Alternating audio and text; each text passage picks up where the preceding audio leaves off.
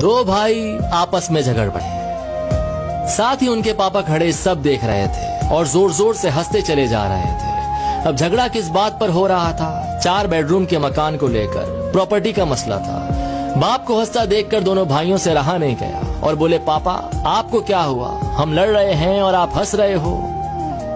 बाप ने कहा, बेटे तुम इस चक्कर में पड़े हो, मैं कल तुम्हें अनमोल खजाना दिखाऊंगा, कल चलो छुट्टी लेकर मेरे साथ। दोनों भाइयों ने छुट्टी ली और सुबह सुबह तीनों निकल पड़े। एक बस में चढ़े तो 2 ही सीट खाली थी। अब जाने वाले 3 थे, 10 घंटे का रास्ता था।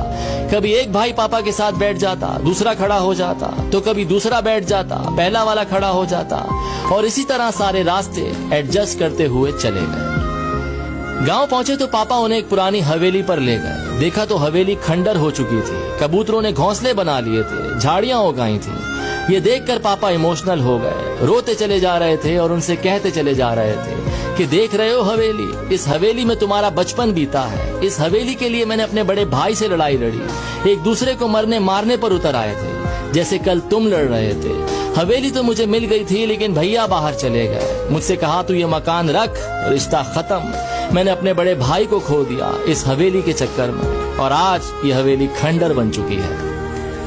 तुम दोनों इसी तरह लड़ते रहे तो मकान तो खंडर हो जाएगा, लेकिन रिश्ते हमेशा के लिए खत्म हो जाएंगे।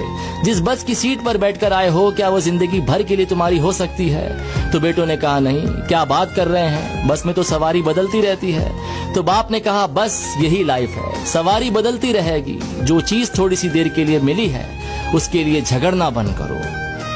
खुश रहिए, मोहब्बत से रहिए, अपनी फैमिली का ख्याल रखिए। मटेरियलिस्टिक के पीछे नहीं, इमोशनल के लिए दौड़ना शुरू कीजिए। और ये स्टोरी अपने भैया के साथ जरूर